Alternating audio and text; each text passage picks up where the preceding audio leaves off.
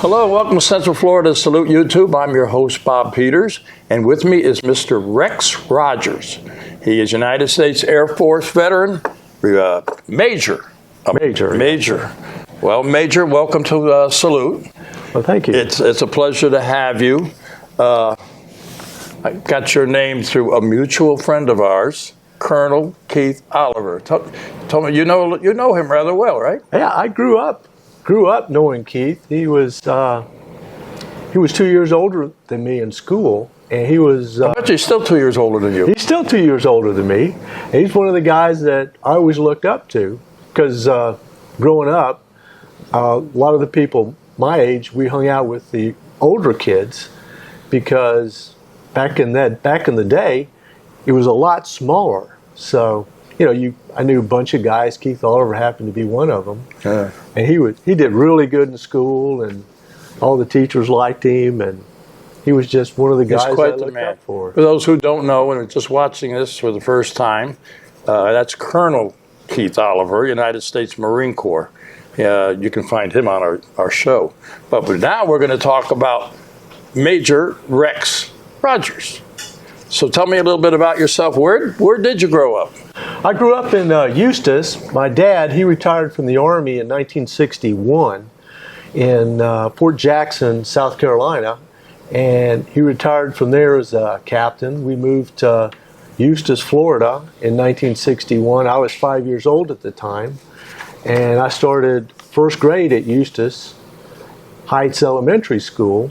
And at the time, that was 1 through 6. Middle school hadn't been invented yet.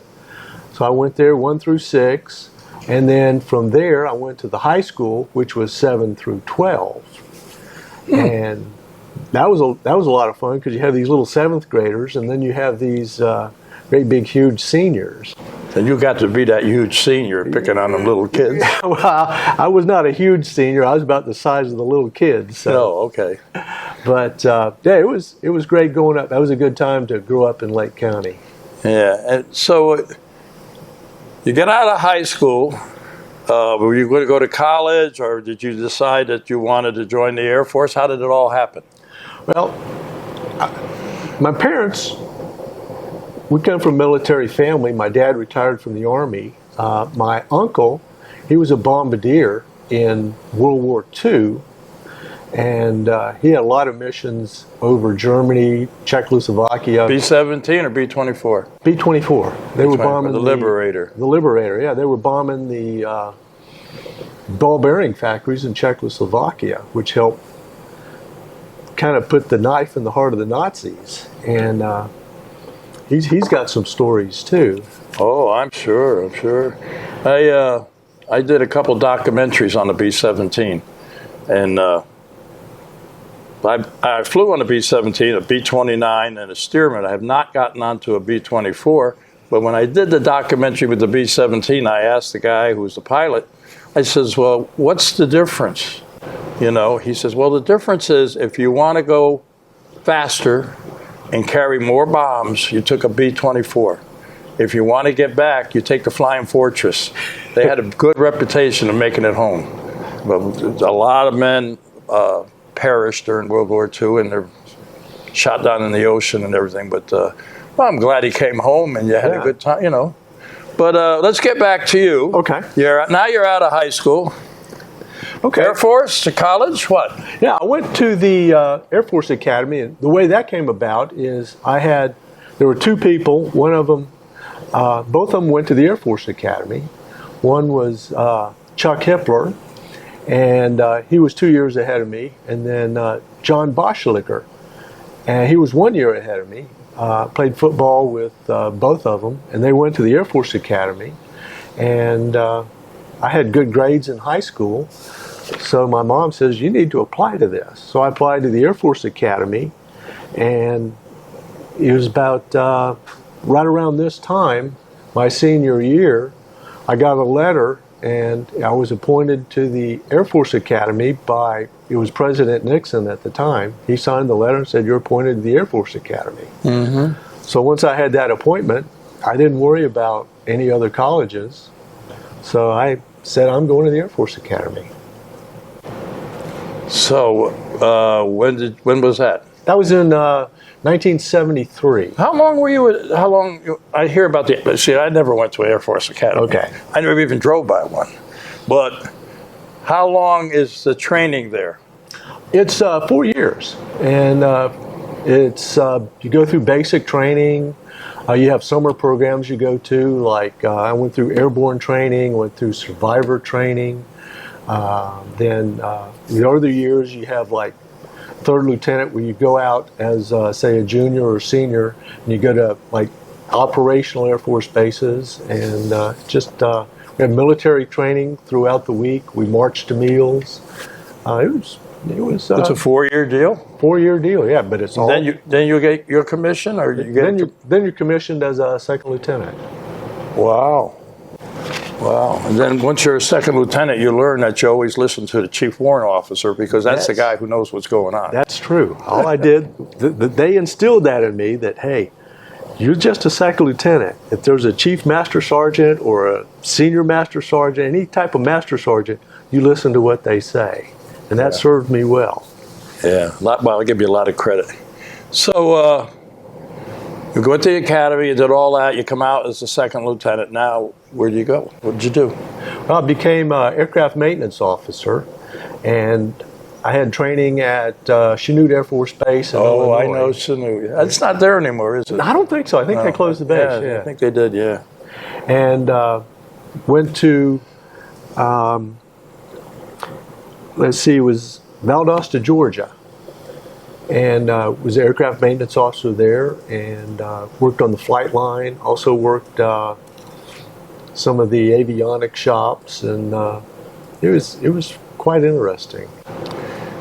Yeah. Well, when you called me up, and you were with you're a Rocketman. Yes.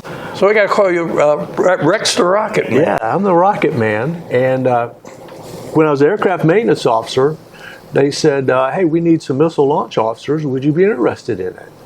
So I called, the recruiters and asked them about it. And I said, yeah, here's the duty. And it's an operational field. And we also provide you with a master's degree at no cost to you. Wow. So, while you're a missile launch officer, you're about eight alerts a month where you're down in the silos, which are about, between 90 and 120 feet underground, which are hardened sites. And during that time, if you're not down in the silos, then you're going to class. And they scheduled your classes first, then they scheduled your alerts around your classes. So I made every class, didn't have to worry about that. And they paid all my tuition and even paid all the money towards my books.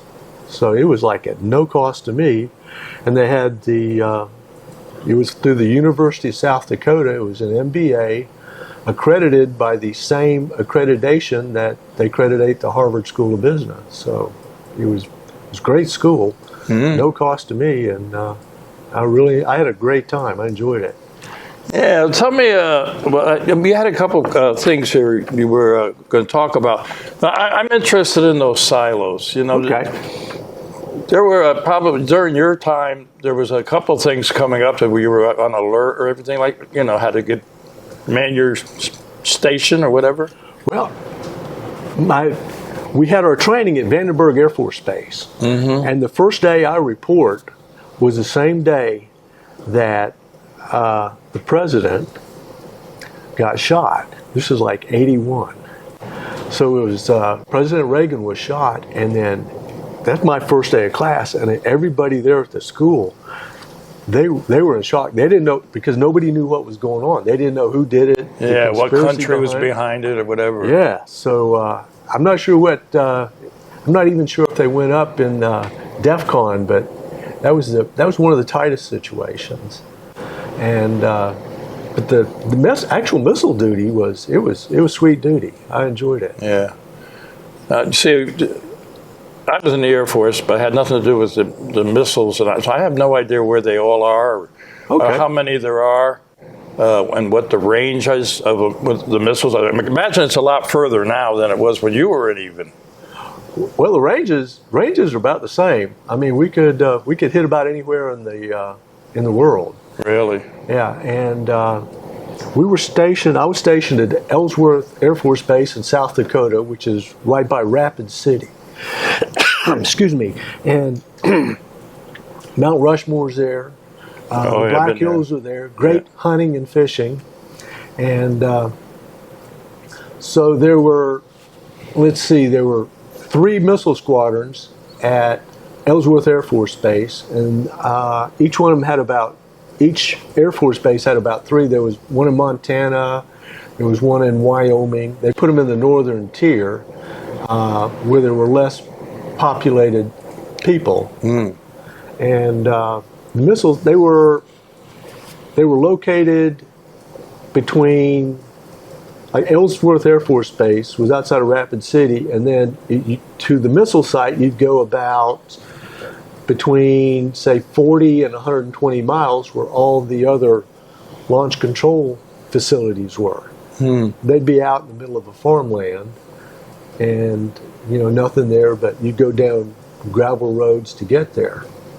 And you have a launch control facility, which was up top, and it has security police that would guard the site, and then if they had to go out to one of the missile sites, so you had the launch control facility, and then you had, like, in a spoke, that was at the center of the spoke, and then you had 10 missiles which were located around it in the spoke, and we were, as a launch control officer, missile launch officer, you had control over those 10 missiles. And you would say which one is going and if it's got to go. Yeah. And gratefully, we did not have to launch any of them. Hopefully they never will. Hopefully we never will. Yeah. But I think because the forces at B knew that if we had to launch, then we would launch. And that was part of the, I think that's what kept us safe. If we did not have that, and our enemies did, then I think they would have attacked us. But oh, yeah, sure. But in a little bit of the information I got about you, one thing I'm interested in is this investigation on an F-4. Okay. Tell us a little bit about what the circumstances were. Well, when I was an aircraft maintenance officer, they were always offering these schools you could go to. And I looked at one of the schools, and it was accident investigation. I said, that sounds pretty interesting. So I went to the school, and again, it was at Chanute Air Force Base. So I went there, and it was like I think it was like a 6-week school. And for the final exam, you're sitting in a room about like this, and you have all these aircraft parts. You had aircraft engines, and you had like aircraft dials, and you had to look at all of these. This was the crash site, and you had to look at every one of those and then figure out what happened to the aircraft. And some of the things you would look at, you could look at a dial. Say it was like whatever, say your aircraft engine is at 80%. Well, those dials had fluorescent paint, and they were analog dials, so if they came in like that and smashed, then that dial would hit, and it had that fluorescent paint, and if you could find the dial, then it would, whatever it was imprinted with the fluorescent paint, you could tell if your aircraft were at 80%, you could tell if they were at 100%, or you could tell if they weren't running at all.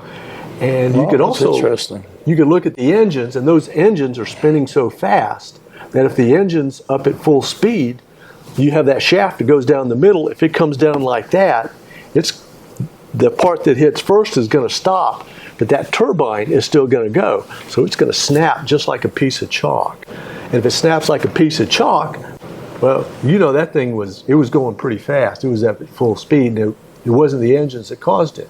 But if you came in and it flashed like that, and the engines were off, then that shaft that goes down the middle would be bent, but it would not be broken like a piece of chalk. And you'd look at all these, and then you'd figure out what happened to the aircraft. That's amazing. That's interesting. Very interesting. So I went to Shaw. I got, right after I graduated, this aircraft went down at Shaw Air Force Base. They took off, and they had hydraulic failure, And the aircraft banked and went boom right in the middle of the swamp. So they said, hey, let's send Rex. So, I got in my car, drove from Valdosta, Georgia to basically Shaw Air Force Base in South Carolina. And I hit the ground running. They said, hey, I got the call, and I drove there, got there that night. And then the next morning, we took off in helicopters. And we're trying to find where the crash site is, which is somewhere in the middle of this swamp. Yeah. And one of the interesting things is, we saw this smoke coming up in the middle of the swamp. So we're in this helicopter, and we're flying over it, and all of a sudden we just take a hard bank to the right. And, we're all strapped in, but all of a sudden you're not expecting it. Yeah. But, on the radio, I said, what just happened? And they said, well, we just flew up on some guys operating a steel, and they were taking pot shots at us. Oh. So that was the only time that I guess I came under fire. Maybe you were on moonshiners. Who knows? I think that's what they were, as moonshiners. Yeah. Anyway, we kept looking, and sure enough, we found where the site was, and it looked like it was just a round pool where this aircraft came in just like that, and it went all the way down in the mud until it hit sand, and then it stopped. But it just left a perfect round crater. Yeah. Of course, the pilot must have. Luckily, there was a pilot and the navigator. Both of them punched out. Oh, they did. Okay, good. So that was the best part. There were no lives lost. Okay, good. Which makes it, if you're doing aircraft investigation, you hate to see lives lost. Oh, certainly.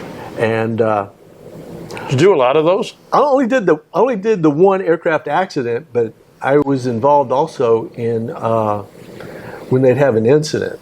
And one of them was on base. They had it was an F4, and on the aircraft they had these leading edge slats that would provide airflow over the wings, and it would go like this and kept chattering, and then it would break and give hydraulic failure and cause an emergency. They'd have to land, and so they said, Rex, figure this out.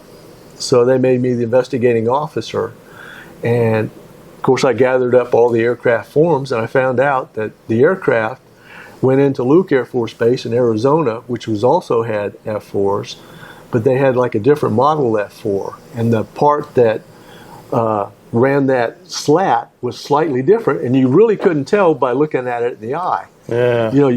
But it was just enough of a difference so that when that slat would come out, it wouldn't lock into place. So it kept wanting to retract through the airflow, and they couldn't figure it out because the only way it had to be under actual flying conditions. Wow. And I just had them, finally I figured it out, and they kept sending out maintenance crews, and I said, everything's lined up correctly, and I said, change it anyway, and they finally changed it, and it solved the problem. Wow. That was an interesting career, my friend. Yeah. But you gave me one other thing I really, because I don't, you can talk whatever you want to talk about, but I want you to talk about the Bronze Star. Okay. When I was it was Alcars, which was the largest air base in the world, because we consolidated all these aircraft into Saudi Arabia when we were attacking the Iraqis. And it was just a ton of aircraft there, and my job, I was right next to the wing commander. We had these little Quonset huts that was about the size of this room right here. I know yeah. And when I first went overseas, that's where I was in one of those, yeah. So the wing commander was right next door, and we were right on the flight line, and communications was right across from us. And if our base came under attack through the Scuds, then I set up the procedures. Of course, we planned this. We knew the Scuds were coming. So in preparation for the war, I set up all the procedures. Civil engineering said, hey, we need to notify everybody through giant voice. So I said, okay, what do I have to work with? They said, well, we have so many speakers, so many telephone poles, and it's got to cover all these places. So I just did the math, divided the number of speakers into the number of telephone poles. I said, well, okay, we need say one speaker for every 4 telephone poles. And then I just walked around and said, put it on this pole, point it this way. And I had it pointed in towards Tent City and in towards the operational units. Yeah. I did that. And then I also had to, when we came under attack, I would get a message from higher headquarters that said, hey, you're coming under attack.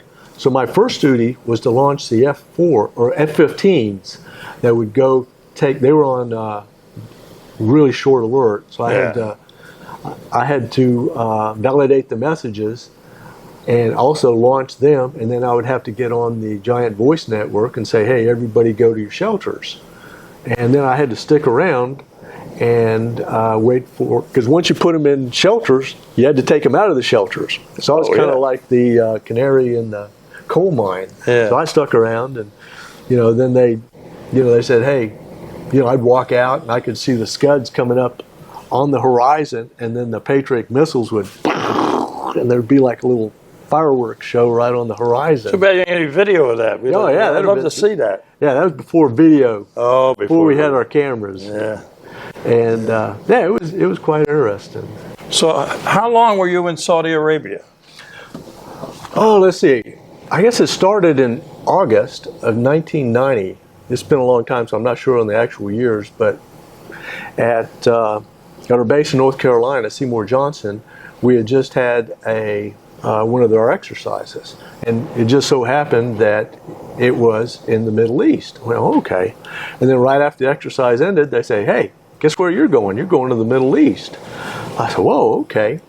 So then I was on one of the first planes, and I was single at the time, so I just gathered all my stuff, basically all my uniforms, threw them in a B-4 bag, and they said, report here, and get all your shots, and off we went. We flew to one of the bases. I guess it was in either I think it was in Nova Scotia. So we flew into Nova Scotia, and then we flew across the pond, and I think after we made that first trip, I don't know if we made another landing or not, but we landed in right outside of I think it was the UAE, and then we flew into Oman, and that was our first base, and it was a base with the United Kingdom.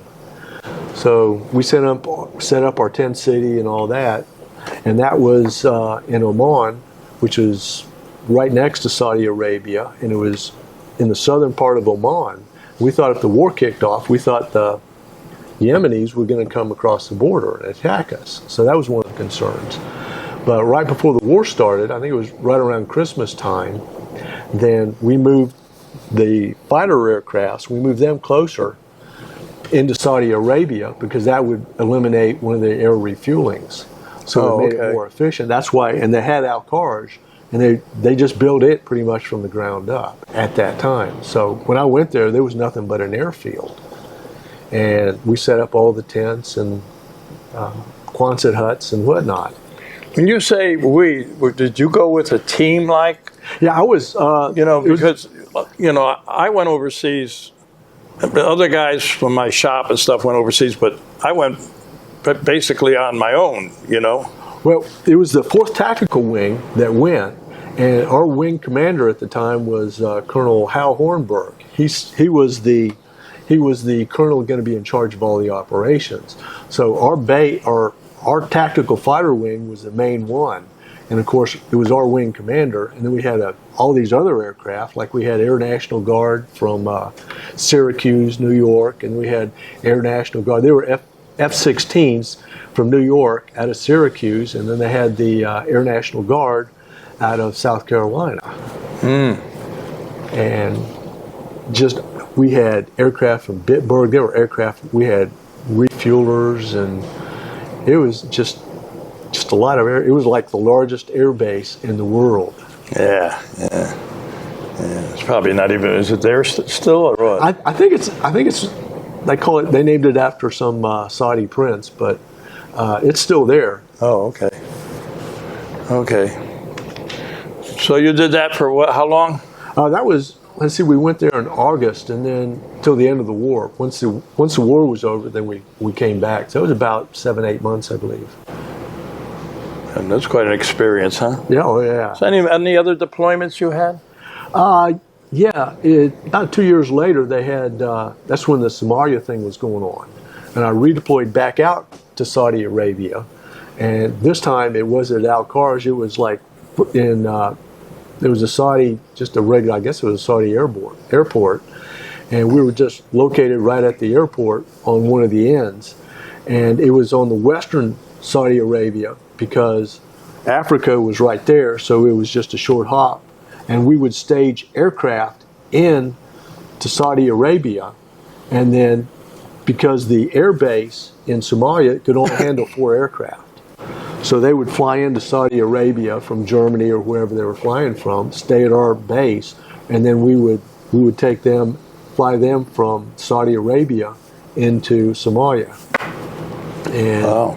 because I was working there, they said, Rex, you need to go to Somalia to see what the base looks like, where they're going to be landing, so you can brief the air crews.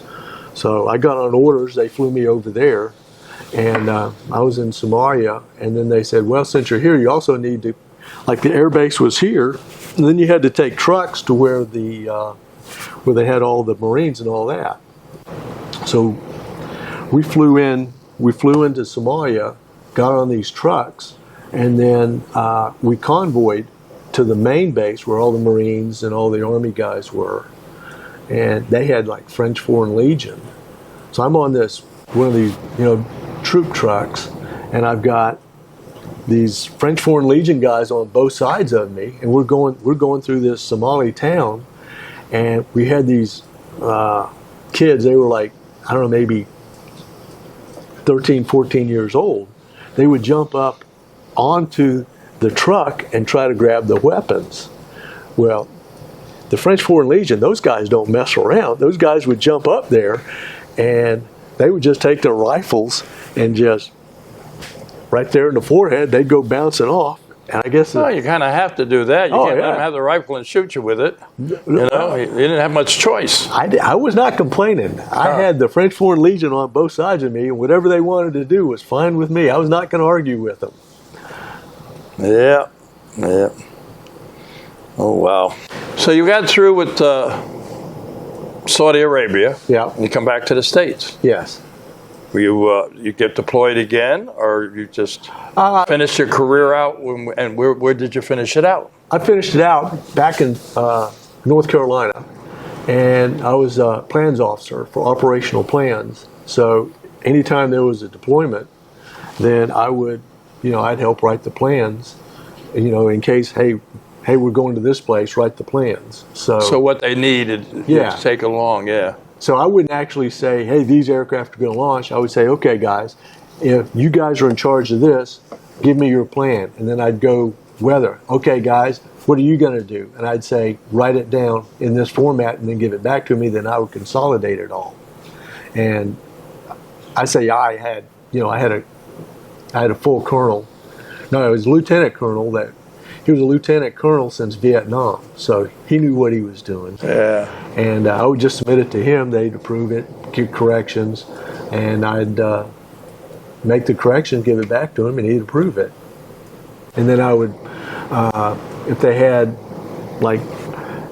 I would have to brief all the other commanders on base, hey, these are our plans, and this is what we do when this happens, and such like that. Yeah. If you have any concerns, let me know. Yeah.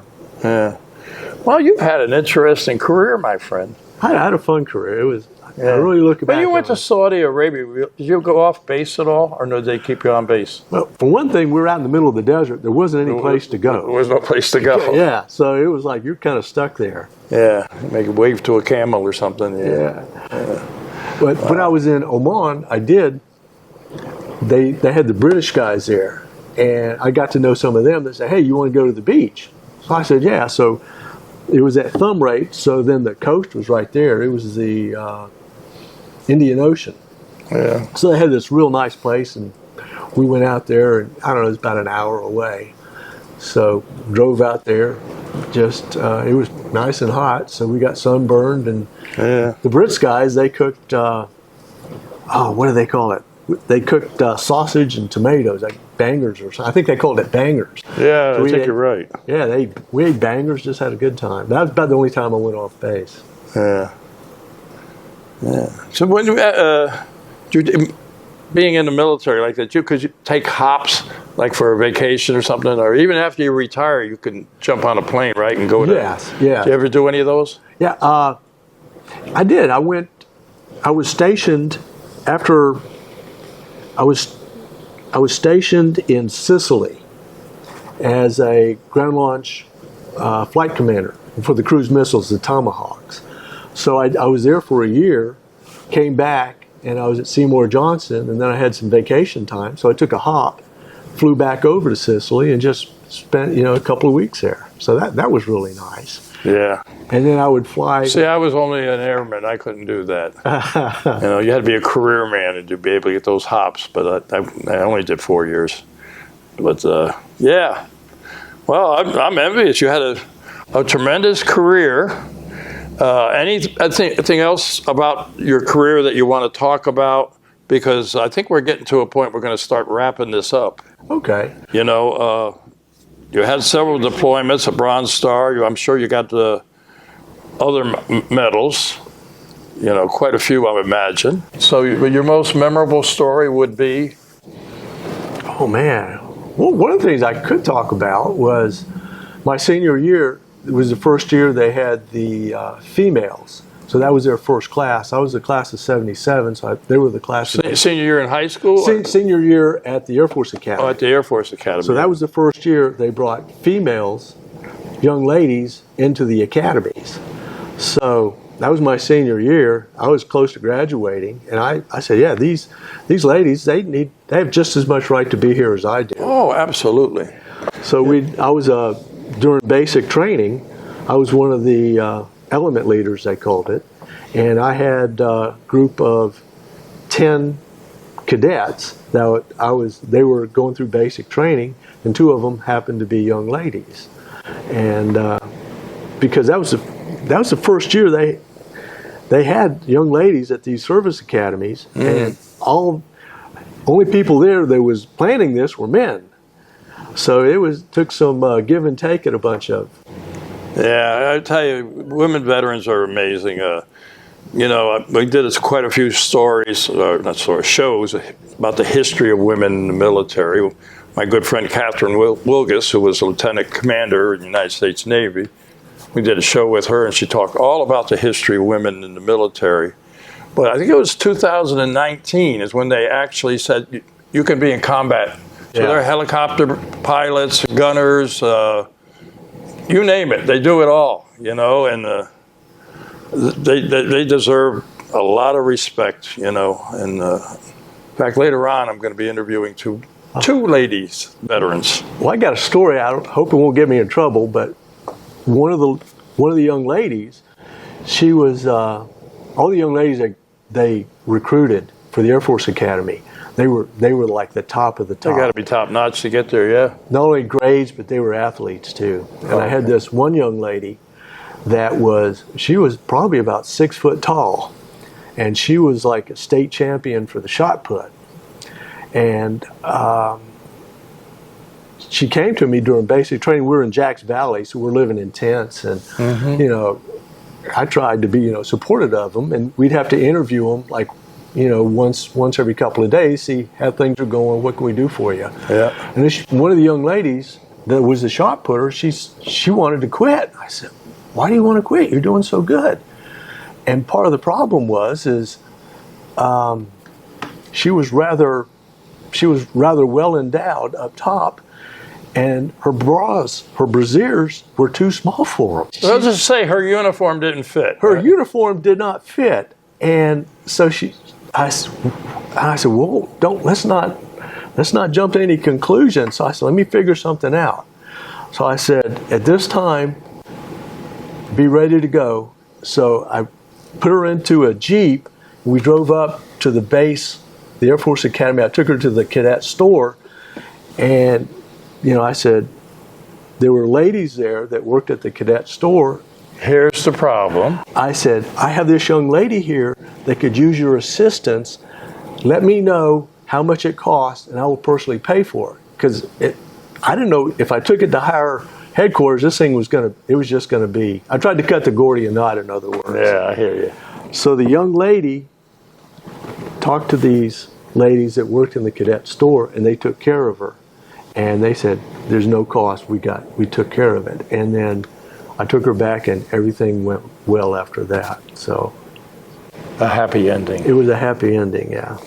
Well, and I think we're going to be doing a happy ending here, Rex. Okay. I tell you, you're an amazing man, amazing stories. I know now I talked to you a little bit before, and you told me now you work at the golf course, Yeah. so you can play free golf, and you're living the life. I'm living the life. And you know what? You deserve it, my friend. You deserve thank you. it. Thank you for your service. But we're going to say goodbye, and we look right into that little camera right there, and just follow my lead. Okay. To all our veterans out there, active military and their families, we salute you for all you do. Till next time.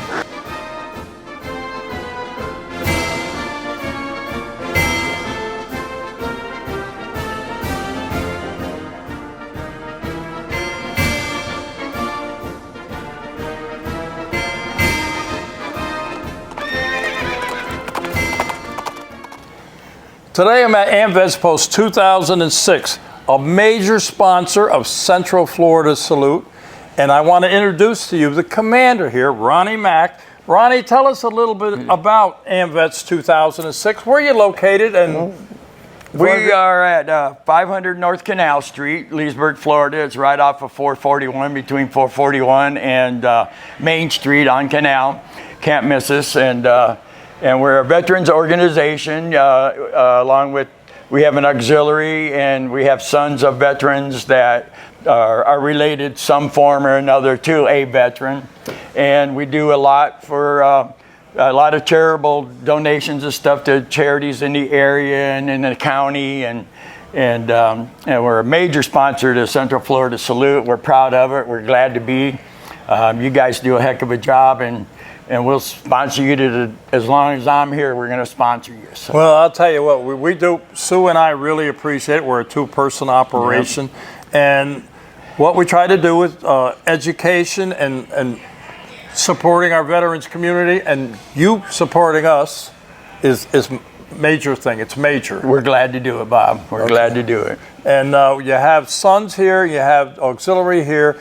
You've got a website too if somebody wants to join. Yep, it's don't punch into www. It's amvets-2006.org, and it'll take you right to our website, Facebook page, and all that's there, and you'll be able to find that.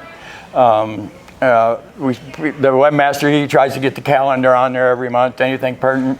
There's a lot of other links on there for veterans to find out where to get help for certain claims and stuff like that. Our webmaster's really into that stuff. That's the guy you ought to be interviewing right there. So, well, you know what, he's got Ronnie? a lot of stuff. You have a lot of clout. You tell him to talk to me, and we'll get him on the show. Okay? I can do that. All right.